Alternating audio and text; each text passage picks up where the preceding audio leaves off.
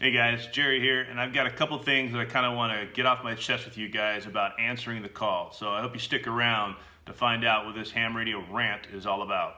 Check it.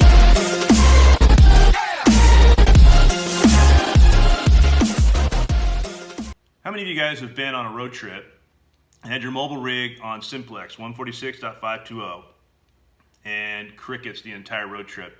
Even if after every few hundred miles you're keying down and throwing your call sign out there.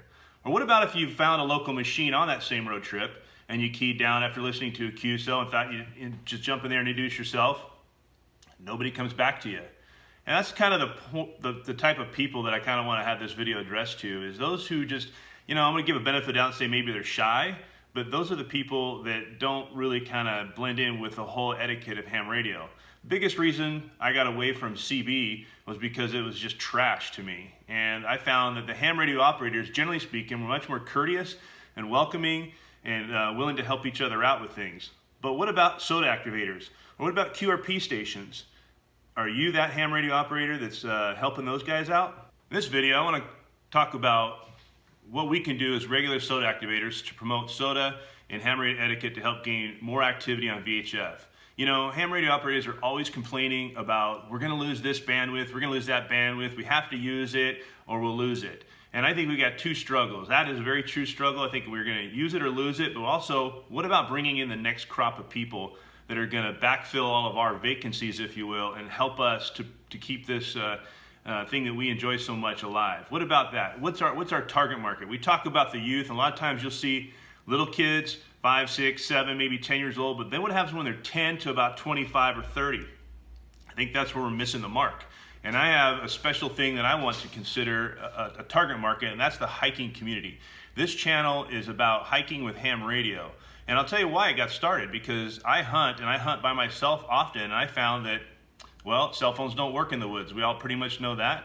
And to have emergency communication, especially the older I get, ham radio was the only thing that I found that I was able to use APRS, so my wife knew where I was at. I could send her text messages via APRS. I could talk to her when I was up on top of the hills.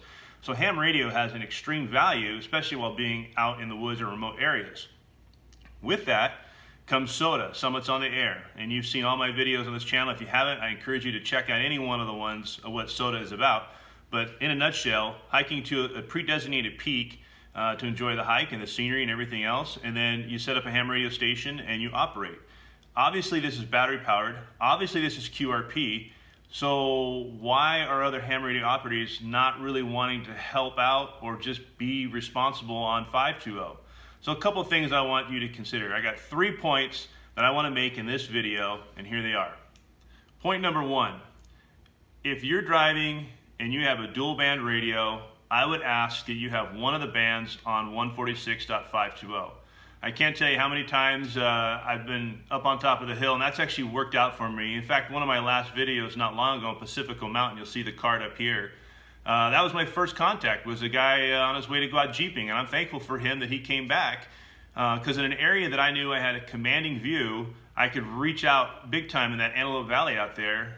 He was one of 2 guys that came back pretty quick to me on 520.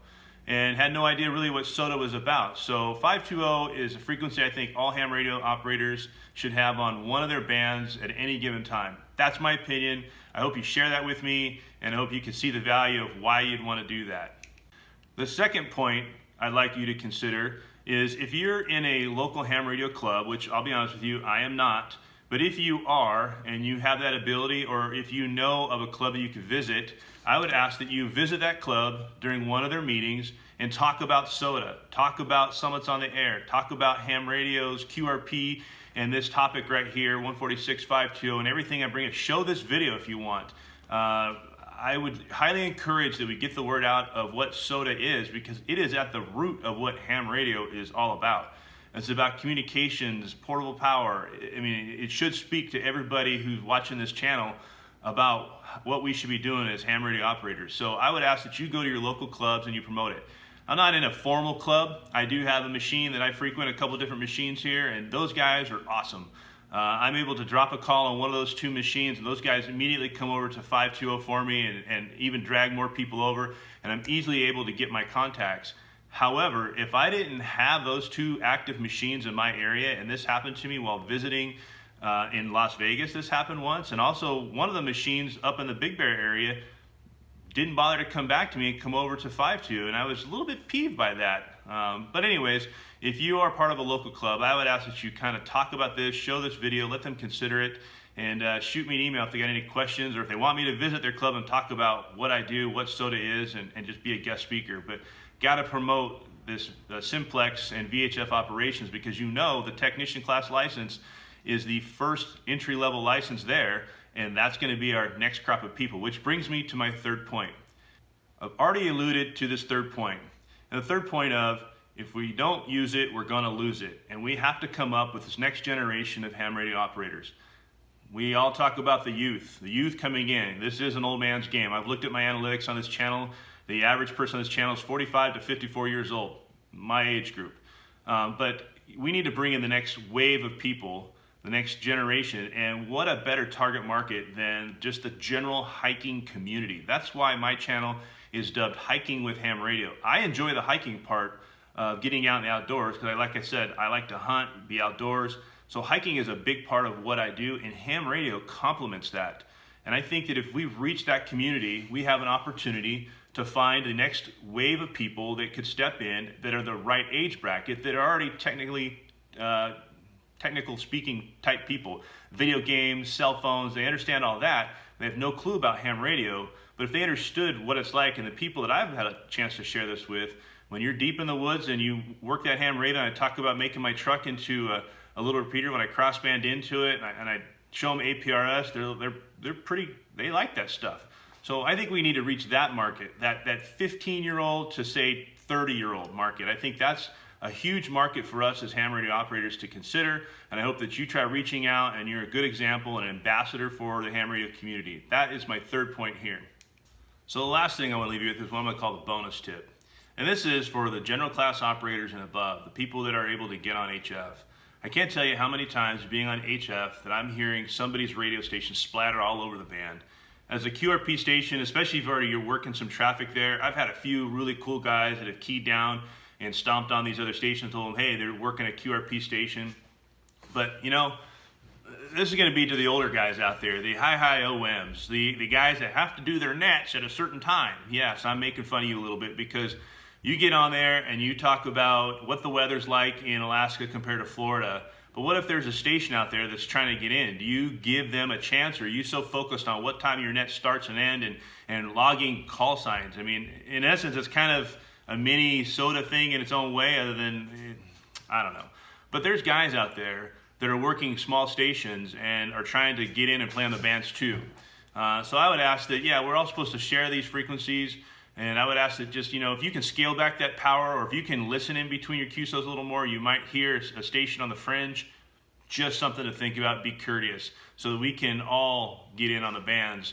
You know, what if I needed help and I could hear you out there, and I'm trying to call you on HF station and you're just blowing past me because you don't want to listen for a second, you know, or any other operator for that matter. A lot of ham radio operators are out in remote areas doing things like what I'm doing. It's possible that they really need the radio for what it's for, other than a hurricane. That's an obvious thing when everybody knows that the radio waves are going to be needed for that kind of thing, but just on a day-to-day thing. On the flip side of that, I would challenge you that if you're really into finding those weak stations, then you can go on the SOTA website and you can find all of the spotting that's out there, and you can work us, those weak stations, you can work us out there. And I think that would be a greater achievement for you. That's my opinion, of course, but a greater achievement for you to try to reach out and make contact with a small station up on a hill.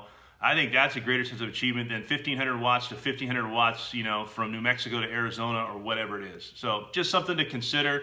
I don't want you being offended by that. This is supposed to be all-inclusive, but just been annoyed a little bit lately. I went on a couple machines and people didn't come back, and that etiquette part just seems to be dissipating.